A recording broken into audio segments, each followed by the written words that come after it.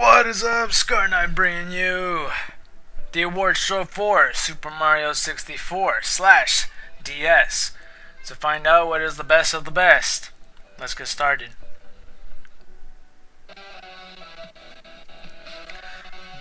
The first award for Best Super Mario 64 course.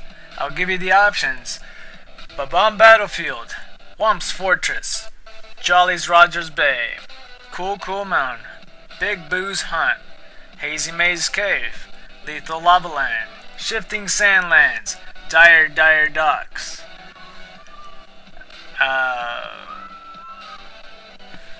Shut up! There's people outside, sorry. Where was I? Wet Dry World, I believe. No. It's Snowman's Land. Then it's Wet Dry World. Tall Mountain, Tiny Huge Island, Tick Tock Clock, or Rainbow Ride. The winner of this award. Let me start eliminating what didn't win, and hopefully I could keep track of it because I didn't put any notes in front of me. The ones that did not win was Shifting Sandlands. It wasn't Bob-omb's Battlefield. It wasn't Snowman's Land. It wasn't Cool Cool Mountain. It wasn't Rainbow Ride. It wasn't Tiny Huge Island. It wasn't Tall Mountain. There's a lot of these, oh my gosh. It wasn't Dire Dire Dock or Jolly Rogers Bay. It wasn't Whomp's Fortress. No, there's 5 left, I believe, if I could keep track. There's Big Boo's Hunt, Lethal Lava Land, Tick Tock Clock. I forget what was the... Shoot, this is bad already. I think I already took those. Well, it wasn't Big Boo's Hunt. And it wasn't Hazy Maze Cave. I think there's 3 left now. Tick Tock Clock, Lethal Lava Land. There's so much to count. I'm sorry. Well, whatever was the other option, I believe it was Wet Dry World. It wasn't Wet Dry World. 2 of them left. Either Tick Tock Clock or Lethal Lava Land. The winner for Best Super Mario 64 course is Lethal Lava Land. A lot of people like this level. It's honorable mentions for my favorite level, Tick Tock Clock. A lot of people did vote for it. And a lot of people, it's kind of surprising, but Hazy Maze Cave, a lot of people like, a lot. I never knew that. And a lot of people like Jolly Rogers Bay and Dire Dire Docks for their music. That's really surprising. I actually like the whole, I don't know, it was really close, but Lethal Lava Land, not by a landslide, but it won the best course. Now, time for the second course, but for right now I'm just gonna mention it wasn't since the day after August where I put the nominees for this, and I didn't put the award shows because I was trying to wait for the remakes of Super Mario 64 DS to come out. Now I only got out 3 videos, and then there's 3 remaining. And I couldn't do it because my computer blue screened on me, a different PC where I put all this stuff in because it had so much memory to it, and I didn't have enough space for the one that I'm always using to record. So I had to get that blue screen problem fixed. I had like certain theories of how to fix it. Eventually I did fix it. The only problem was the monitor itself, because I guess the plugs to screw in were broken and then couldn't fit. So I got myself a new monitor, and that did fix the problem. So I finally finished all my Super Mario 64 DS remakes, and finally got it done. And you know, like, August is, I believe, the 8th month. 9, 10, 11, 12, 1, 2. It takes me 8 months just to get this done. But yeah, there it is. Now it's time for the second award. the second award is Best Course of Mario 64 DS.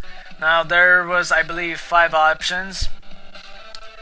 It was Sunshine Isles, Battle Fort, Goombas Battle, King Boo Battle, or the Chief Chili Challenge. And the winners, or let me just start eliminating. It wasn't Goombas Battle. It wasn't Sunshine Isles. It wasn't. There's 3 options left. Big Boo. Is it Big Boo? Yeah, Big Boo Boss Battle. I don't know. Something like that. You know what? That didn't win either. So it goes down to Battle Fort or the Chief Chili Challenge. The winner of Best Super Mario 64 DS Course was the Chief Chili Challenge. Now, I agree with this because it is pretty entertaining to play. Really fun because there's just so many obstacles to it. You don't fail as much as it's not. The difficulty isn't high, but it's just a joyous ride. Another thing, actually, I did notice people putting the secret slide level for, Princess Peach, because that's truly memorable level to do, going down the slide and everything. That's not exactly a course. That's just a level. That's a secret star level. It doesn't exactly count as a course, but I just feel like that's an honorable mention. But now that I think about it, I should have included that because Battle Fort is just 1 star, and then that's it. And then Sunshine Isles is just 1 star, and that's it as well. So really, the Goombas Battle and King Boo Battle and Chief Chili Challenge are actually the real ones to play. So I just wanted to make note of that. But either way, Chief Chili Challenge won. And yeah. So before I go on to the next award, I'm just gonna mention I'm gonna try to get more videos consistently because I've been slacking, and it's not exactly my fault. I am sorry. It's my college schedule is completely messed up. Some people heard it many times throughout when I'm mentioning in my videos. I really can't. As soon as I wake up, I go to school, and then I don't come back till late at night, and I can't record late at night because I got roommates that I should respect while they're sleeping, and then I don't know. What my plan is just wait till they leave, and then I'll start recording from there on. But I do have some stuff ready for you guys. I'll try to do as much as I can, because at some point my college classes are going to be over and spring break's going to start, and I'm going to have a lot more done by then. So yeah, look forward to it. So anyway, the third award, Best Super Mario 64 Boss. Now I believe there was 4 options.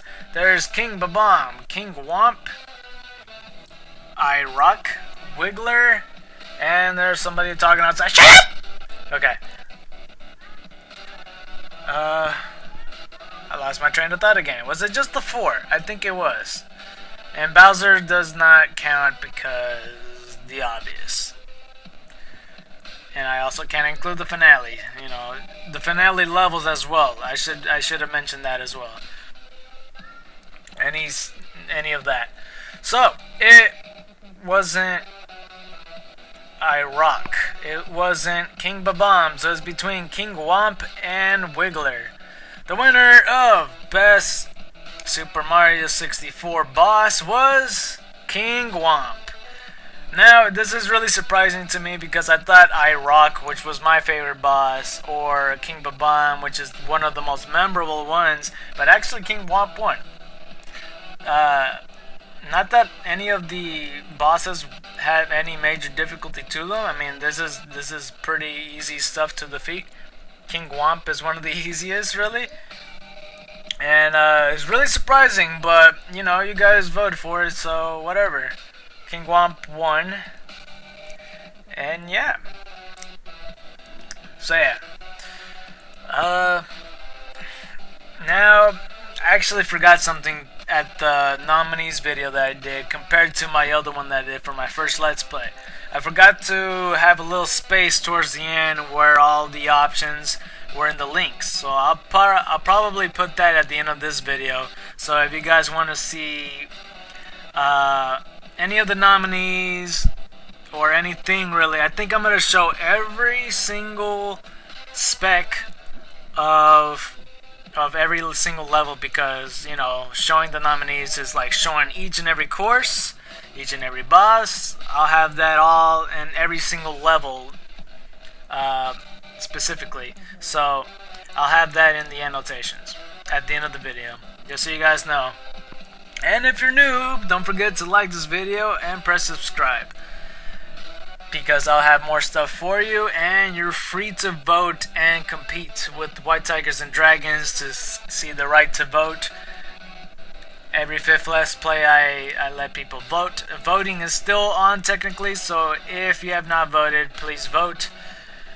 Yeah, let me do the 4th award now. Best Super Mario 64 DS boss. Now this is a tad different because there's 3 more bosses compared to the Super Mario 64 boss, so I can't really include every single one of them. But yeah, is it A, Goombas, B, King Boo, or C, Chief Chili? I think I said Big Boo Battle instead of King Boo Battle. I think it's that instead. But out of the 3, it was not Goombas. So it's between King Boo and Chief Chili. And the winner is Chief Chili. Not surprising since you guys voted for Chief Chili Challenge. Just wanted to note that. Even though Chief Chili, I don't know, to me, I feel like he's just another big bully, like in Lethal Lava Land. You could easily kill him. Actually, he's a little bit hard to defeat if you don't know the techniques to kick him out easier. I mean, the first time playing through, it was a little bit hard taking out the big bully, because if you don't have any momentum, he could just keep knocking you back, and it could be annoying when there's more than one. But yeah, that's what I think Chief Chili is. As for King Boo, a little bit more of a creative side to it, but he is another clone of Big Boo. Goombas, it's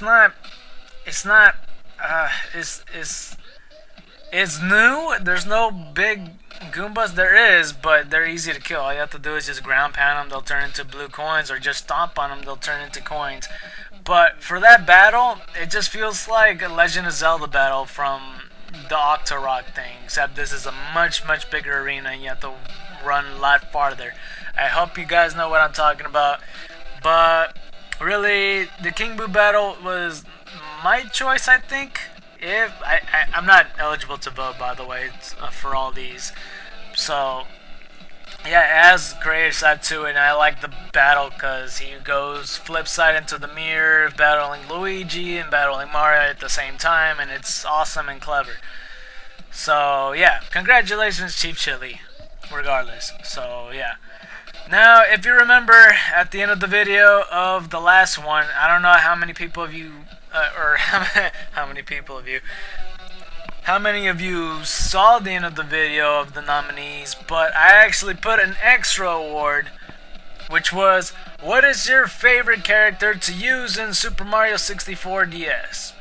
Was it either Mario, Luigi, Wario, or Yoshi? So a couple of you voted, and it wasn't Wario, and it wasn't Yoshi, so it's between Mario and Luigi. And the winner is Mario. I was kind of disappointed with the answer, honestly, because, well, my personal pick was Luigi because he has the most broken backflip, but then again, I don't blame you guys for thinking that that would be a cheap answer to say. Other than that, I would say Yoshi because he has a lot, I don't know, he stays true to his Yoshi character, and it's just, yeah, and then I feel like Wario is fun to use at times. He's just a super slow swimmer. Oh my god. Mario gets too much spotlight in his own game. Yes, I know it's his game, but still, he's supposed to share the spotlight in the Mario 64 remake. You know, in the DS version, share the spotlight with Yoshi, Luigi, and Wario. But either way, Mario won. Now, what would you guys say? This is not going to be part of any award show, but this is for you to talk among yourselves into the comments. What is actually better, Mario or Super Mario 64 or Super Mario 64 DS? Put it down in the comments telling why, which one is better.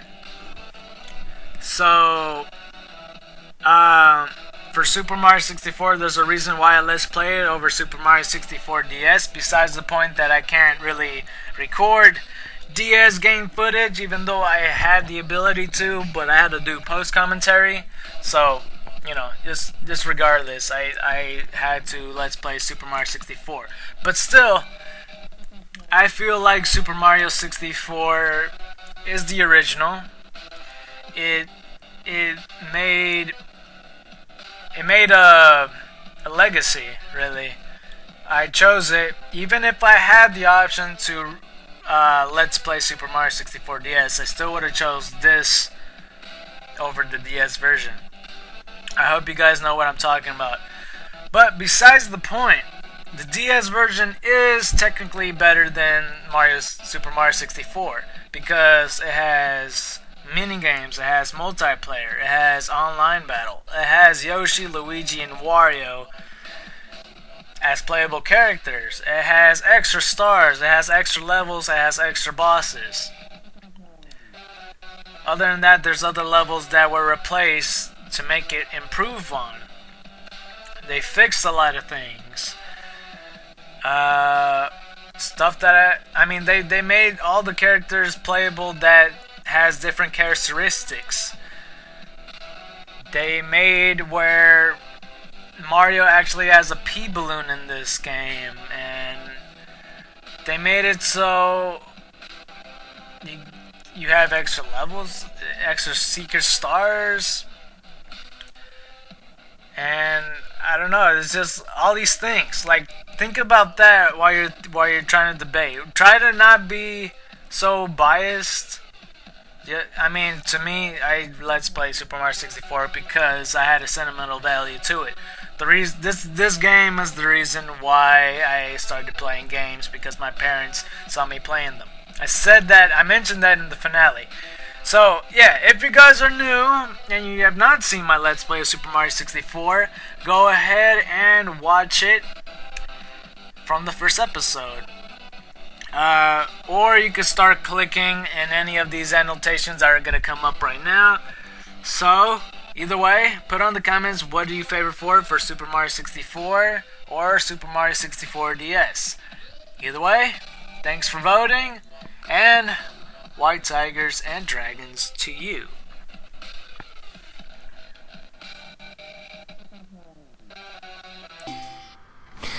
Thank you, Scar Knight, for allowing me to speak about this game, this wonderful, wonderful game that I really loved and enjoyed as a child. It's not my most favorite game ever, however, I would say that it tops my nostalgia list of my favorite nostalgia list of games. The reason I love Mario 64 so much is the fact that there's a lot of exploration to be done. Everything you do involves looking around and figuring out puzzles, or just figuring out, well, in some cases all you have to do is look up, actually, and do some wall jumps. By the way, I think I just spoiled where one of the stars are. My bad.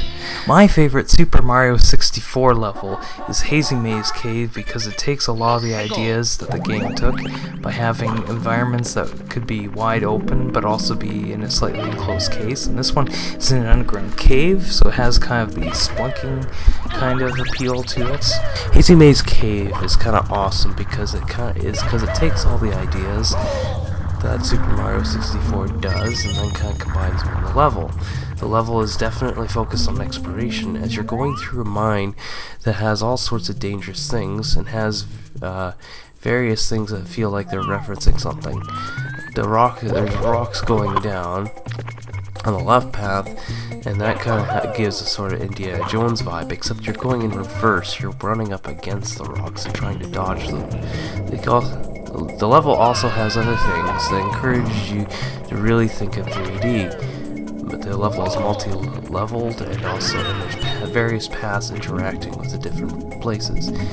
You can get really where you want to go, even if you go left or right at the beginning. And there's this particularly one elevator that goes all the way down to this deep underground lake that has perhaps one of my favorite characters in the game, Dory the sea monster, obviously based off of the Loch Ness monster myth. Dory is actually quite nice, and actually helps you out to get a couple of stars. Also down there in that underground pool, if you go over to the double metal doors there, you'll also find go to a room, a bit of a hallway, and at the end of it you'll find a metal pool. This will look exactly the same as the metal pool in the overworld that you entered the level in. Now you might be, and the first time I saw that I was like, well, what? Like what, am I going to enter in another level? Am I going to exit? Like what is this, a level exit? You enter in it, it's kind of a bit of a level exit, but as it turns out, it's actually a bit of a good example of levelception. Yeah, this game actually takes some of its ideas all the way. You enter into another level, and that's where you actually find the metal cap. Once you actually get the metal, and it's a pretty unique area all on its own, and connects with the overworld, since the waterfall takes you out to Princess Peach's castle. So it does technically actually take you out the level, but it puts you somewhere else. It's rather interesting. And once you have the metal cap, of course, it opens up a lot of possibilities in the Hazy Maze Cave, particularly the Hazy Maze Cave itself, which was an abandoned mine that's filled with a bunch of toxic gas and will actually kill you if you stay in it for too long. But the metal cap will make you, I guess, don a breathing mask, and you'll be able to survive through there without having to worry about breathing. If you had to ask me now what my favorite boss would be, well, my favorite boss is in the end, it has to be the second one you find in the game, and that's the Womp, which he complains about being a stepping stone, so it actually is kind of an interesting thing in retrospect, because, you know, you wouldn't really thought about when you were a kid, but it's like dude, like, how did the stones feel if they had a personality and stuff, and you were just stepping on them, and you'd be like, ow. Well, like, that's what the Womp's all about.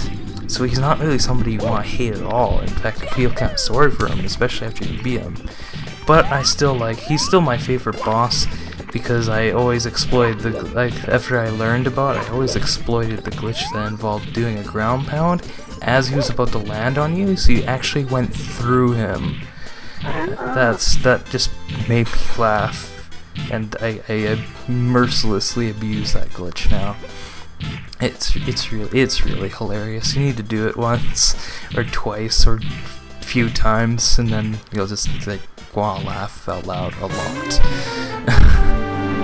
However, I want to give very special mention to another boss, and that's King Boo from Big Boo's Haunt. Not necessarily his first iteration or his third iteration, but this second iteration in which you actually have to fall down into the basement or use the elevator in the shed outside, but you know, falling down the hole when you think it's a bottomless pit is more interesting. And I remember the first time it happened, I was like, what the heck is going on?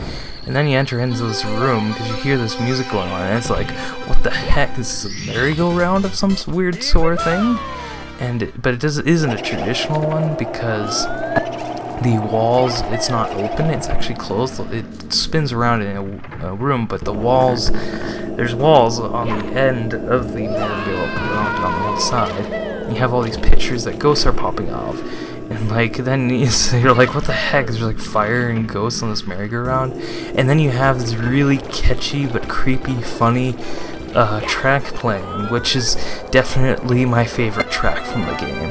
Like, there's a lot I like. Oh, actually, no, it's the credits music of the game. That's my favorite track. But the music, though, for this comes at very close, but still in second for favorite track, and of course favorite boss, because of just everything that's going on. It's just so surreal and hilariously creepy.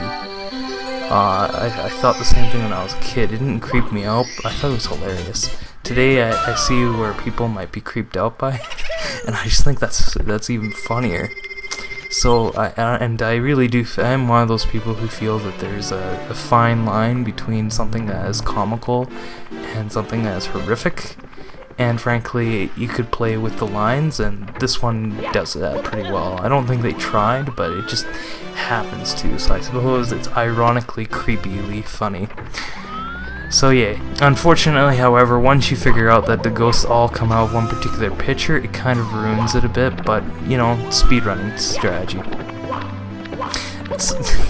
So yeah, I had a lot more to gush about that than I did about anything else in the game. I unfortunately haven't actually played the DS version. However, I am looking into getting a 3DS, and that will be one of the DS games I'll be looking into getting. Once I've done that, then I'll be able to see all the extra bosses and levels that they add. And I have seen a little bit of the footage, and some of the changes they've made like really feel like they not only remade it, but it looks like they added and changed a lot of things. And I'm not quite sure how I'm going to react to that, but I'm going to have to see. It's going to be awfully careful, though. Like, you know, anything that's nostalgia related, you have to be extra sensitive about. So, but I'll have to see. Answered 3 of the questions you had surveyed. Actually, no, I think one of them you didn't ask, and I just made up there. Well, there you go. My favorite track is the credits music, with the scary go-round music probably being a very close second. So, thank you very much, Scar Knight. If you want, I'm not going to give myself any links or anything like that. If you feel like you should, go ahead, whatever. But, you know, I'll just say, you know, the guy's been speaking to you this entire time. I'm Chillin' Chum, and I was a 90s kid, and I had an N64, and then I got Xbox because of Halo. You know, I was really into GoldenEye. What can I say? Anyway, you can handle the rest of the details from there. Thank you very much for this opportunity. This is something I really have wanted to talk about for a while. Thank you, Chillin' Chum, for your input and for guesting on this award show. This is the first time I ever thought of it. I thought I was going to do something a tad different, and you really gave me the idea of doing this. And let me know, and let us know, all the White Tigers and Dragons, what your experience and your reactions was when you play Super Mario 64 DS. And it would really help us out if you would put in the comments, or I don't know how I would share somehow. But these are all the annotations right here, like I said earlier in the video, but I really meant a little bit more towards the end. Click on any, and I'll probably put a link somewhere to Chillin' Chum's channel if you guys are kind of intrigued of his commentary, or maybe of his stuff. Who knows? You won't know until you click on that annotation. Click on whatever. This will truly be helpful for any of you that needs guidance in Super Mario 64 or DS. So, other than that, once again, White Tigers and Dragons to you.